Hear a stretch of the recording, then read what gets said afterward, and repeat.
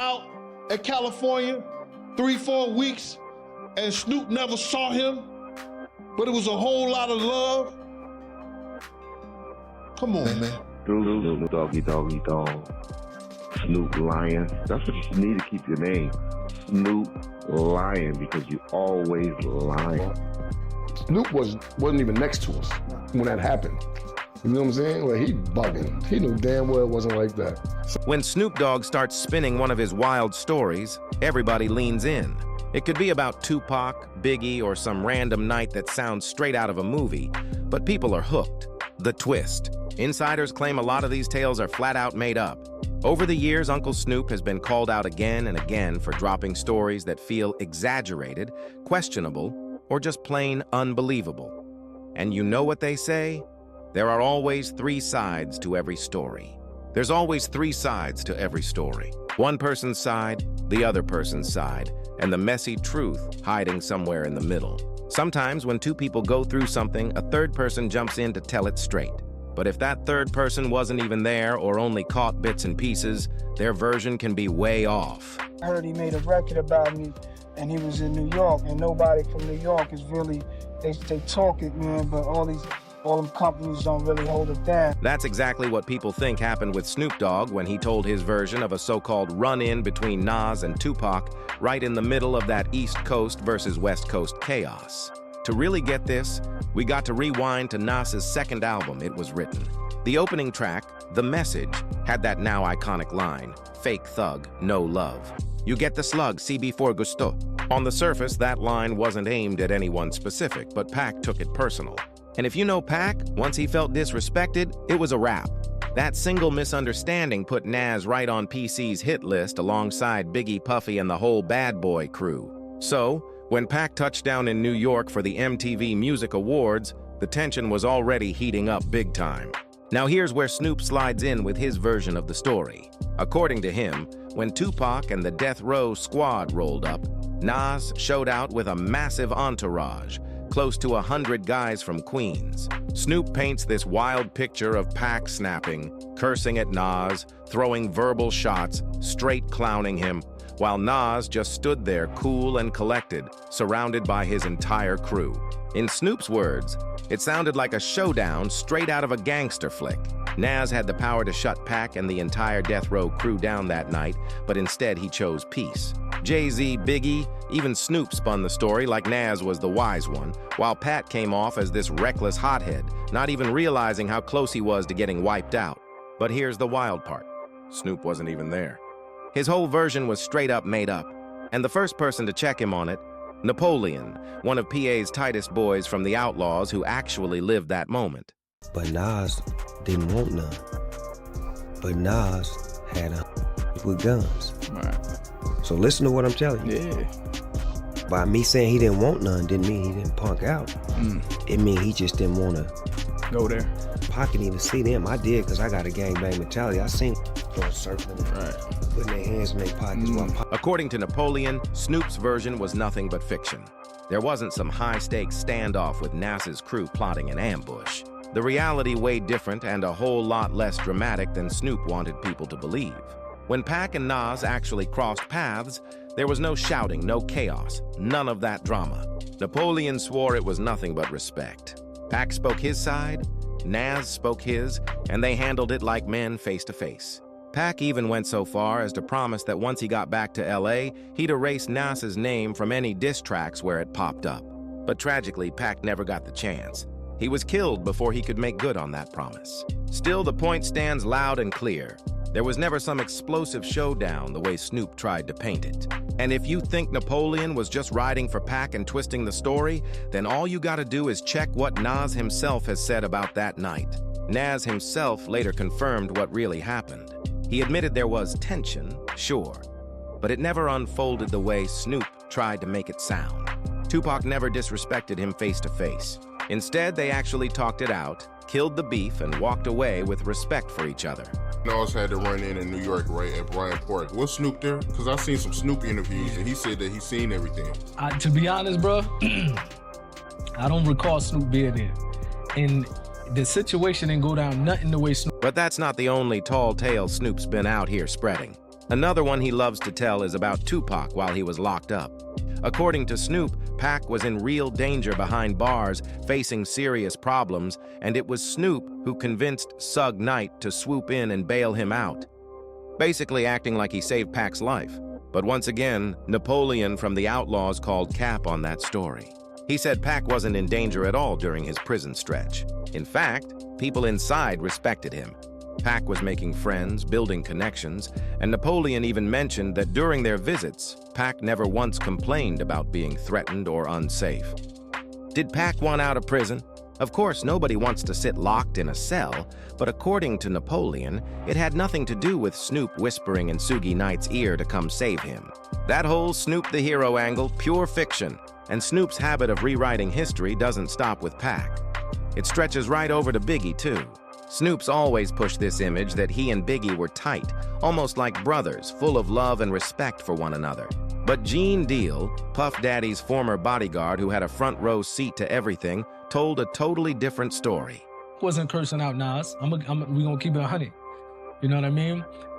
Pac wasn't disrespecting Nas at all.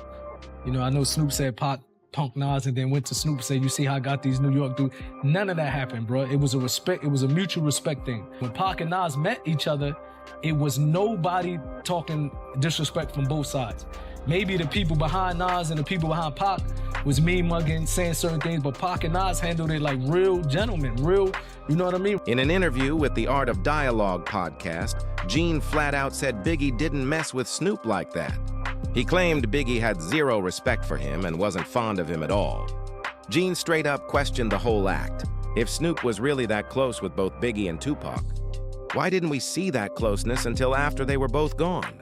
According to Gann, all those stories about Snoop being the middleman, the peacemaker, the bridge between East and West, those were convenient narratives. They made Snoop look good in the media, like he was always the cool, calm one trying to keep peace, when in reality, things weren't anywhere near as friendly as Snoop makes them sound. Gene also pointed out that Snoop's so-called bond with Biggie didn't even exist until after Pac's death. Before that, it wasn't all love like Snoop paints it today. Gene even asked, wasn't Biggie in California for 3, maybe 4 weeks? And in all that time, Snoop never pulled up to see him, never smoked with him, never ate with him, nothing. Yet years later, Snoop acts like there was this deep brotherhood. Come on now. Biggie was out in California, but of course, Snoop's got his own version of events. After Biggie's death in 1997, Snoop has repeatedly gone on record about the respect he had for him. In a 2018 Rap Radar interview, Snoop even dropped a dramatic story about bumping into Biggie in Atlanta sometime after Pac's death. A great combo, man. He was like, you know, he explained that he thought I was dissing him, and he thought, and I, on the song The Message, you know what I'm saying? He thought I was dissing him, and I wasn't even thinking about when I wrote that record. It's right, it was just going. You know what I'm saying? It was just going, hey, you know, just coming. So he thought that, and then I was like, well, I heard you was coming at me. I said, no, it was about you, but I heard you was coming at me. According to Snoop, the two had a deep heart-to-he-heart conversation. Just them, no one else around. He claims Biggie opened up saying how much he loved Pac and how he never wanted him dead. Snoop swears Biggie admitted to making mistakes, saying things he shouldn't have, and even apologized like a man. Snoop painted it like this powerful moment of closure between two hip-hop giants. He even added that he never fully blamed Biggie for the shooting incident during Thaw Dog Pound's NYNY video shoot in Brooklyn. Back then, Death Row assumed Biggie's camp had a hand in it. But since no one got hit, they let it slide. At least according to Snoop's version of events. Once Biggie supposedly apologized, that was it. They squashed whatever beef was left, shook hands, and from that point on, Snoop claims they were cool again. But here's where Jean Deal poured ice-cold water all over that story. When asked if the Atlanta meeting really happened, Gene admitted he couldn't confirm it since he wasn't there. But he definitely raised an eyebrow. What made him question it was simple. If Snoop could pull up solo to Big E's hotel room in Atlanta, why didn't we ever see him around Big when he was in Los Angeles? False narrative that I think Snoop was pushing. You know what I mean? Pac, for a fact, he wasn't really, he had a lot of, like, he used to send us pictures, and his pictures on the internet where he was taking pictures with New York dudes up in Clip. I guess people, they like to say that so then they can vouch for some other rumors that's being spread about Pac to try to put dirt on his name.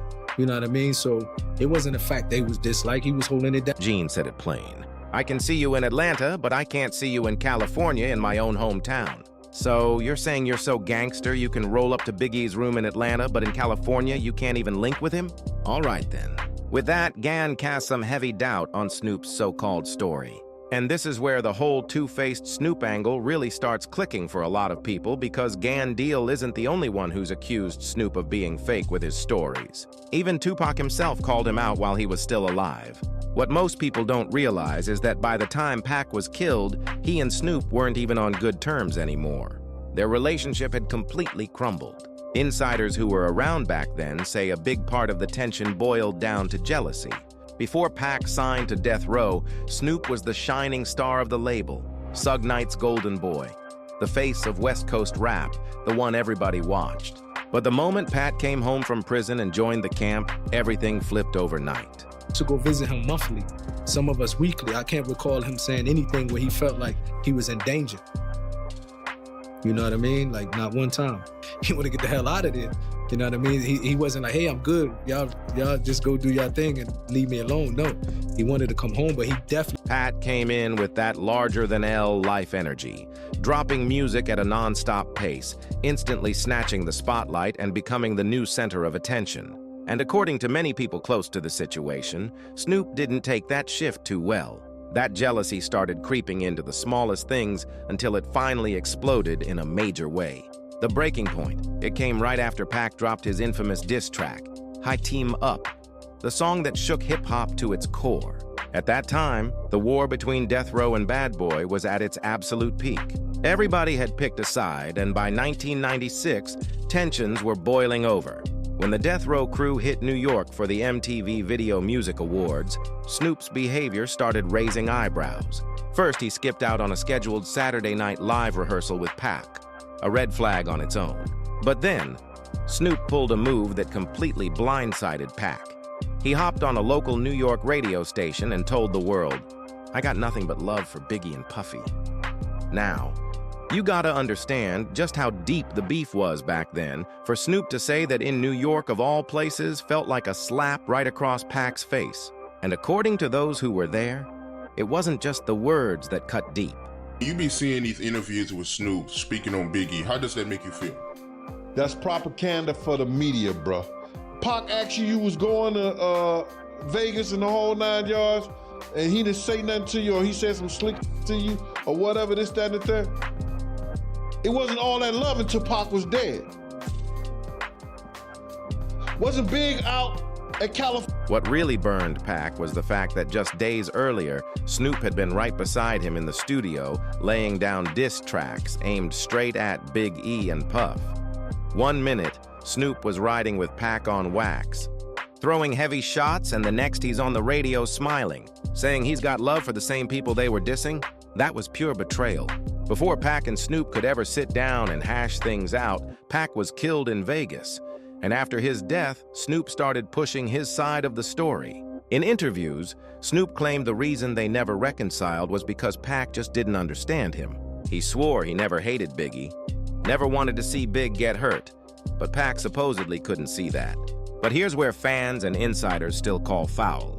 If Snoop really had no issue with Biggie, then why was he in the booth helping Pac record diss tracks? Why play both sides? Why talk tough in the studio, then flip around and tell the media the exact opposite? To a lot of people, it looked like Snoop was protecting his own image, acting like he was cool with everybody while letting Pac take all the heat. And when Pac got mad about it, Snoop brushed it off like Pac was just overreacting. The truth is, it was Snoop who kept sending the mixed signals. And as messy as things were while Pac was still alive, what Snoop did after Pac's death had people shaking their heads even harder. Many see it as one of his biggest betrayals ever. Isn't there, brother? I don't know how accurate it is. That's a Lil C story. That's a Snoop Dogg story. But I can see you in Atlanta, but I can't see you in California at my own hometown. There's a name that always comes up whenever P's murder is discussed. Big Dre from the Southside Compton Crips. Now, most folks point the finger at Orlando Anderson as the shooter, but some insiders strongly believe Big Dre was actually the real trigger man that night in Vegas. And here's the wild part. What did Snoop do after Pac was gone? He linked up with Big Dre. Not long after, Big Dre launched his own label called Runoff Records and even dropped a mixtape titled Hard White that somehow pulled some major features. Warren G, MC8, and yes, Snoop Dogg himself. When that news hit the streets, it set off a firestorm. People immediately started asking the obvious. Where did Big Dre suddenly get the kind of money to pull in names like that? And the bigger question, why would Snoop, of all people, agree to work with someone who might have been tied to Pac's murder? To a lot of Pac's fans, that spoke volumes. Tupac joined Death Row. Was Snoop jealous of Tupac joining Death Row? Snoop definitely was a little razzled because he used to be in Snoop Dogg. And when Pac came, he demanded all the attention and got it. It felt like Snoop was finally showing his true colors. Like maybe Pac's death didn't mean as much to him as he wanted the world to believe. And once the backlash started, Snoop quickly switched up his tune. Suddenly, every interview had him showering Pac with love, acting like they were the tightest of friends, inseparable until the very end. But to many watching, it didn't feel like truth. It felt like straight-up damage control. And trust me, this story doesn't stop here. Another pattern people can't ignore is Snoop's tendency to blow up his own gangster tales. Nobody's denying he really came up in the streets. He's tied to the Rollin' 20 Crips, so his credentials are solid.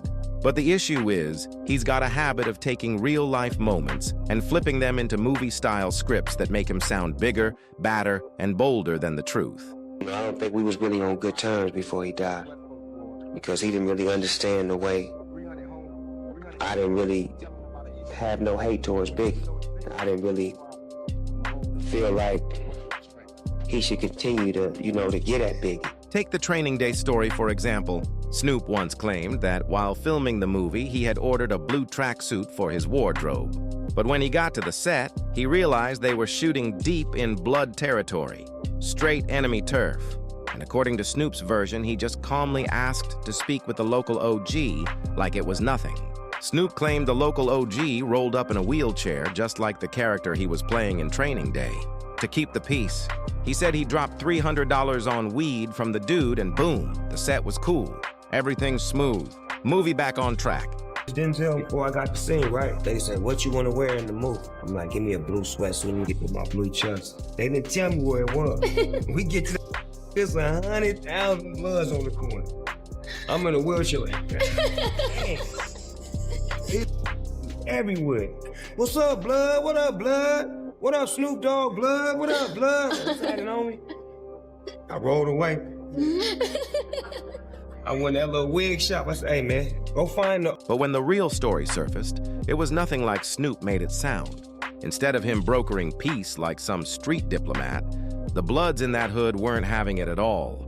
They started wilding, causing problems, even hurling bottles at Snoop's trailer to intimidate him. And while Snoop was ducked off inside, it wasn't him who calmed things down, the one who actually stepped in to squash it. Spice One, a true pioneer in gangster rap who just happened to get the call. According to Spice, one of his OG Baton homies rang him up and warned that things were about to go left real quick. Bloods were mobbing outside Snoop's trailer, causing chaos until Spice One pulled up to the set, and instantly the energy shifted. The Bloods knew exactly who he was, and that respect alone cooled things down. Spice didn't come in flexing or barking orders. He just kept it smooth, letting them know the cops would flood the block heavy if things got out of hand. You know, bottles at Snoop trailer. You know, he didn't say blood, because, he ain't gonna say that, but, that's what he tell me. And I barely understand him, but I got it. I understood it. Since the OG said, go over there and holler at him and try to calm him down, because I think they was throwing bottles at the trailer, at Snoop's trailer. So Spice One pulled up to the... Nobody wanted to catch a case that night. So the Bloods backed off, slid around the corner, sparked some weed, and chilled until the police made a quick sweep and bounced. Once the coast was clear, Spice circled back to Snoop's trailer. They kicked it, smoked a little, while Snoop stayed clueless about just how close things had come to exploding outside. And that's the kicker. Snoop still gets his flowers in hip-hop, but stories like this keep leaving cracks in his reputation.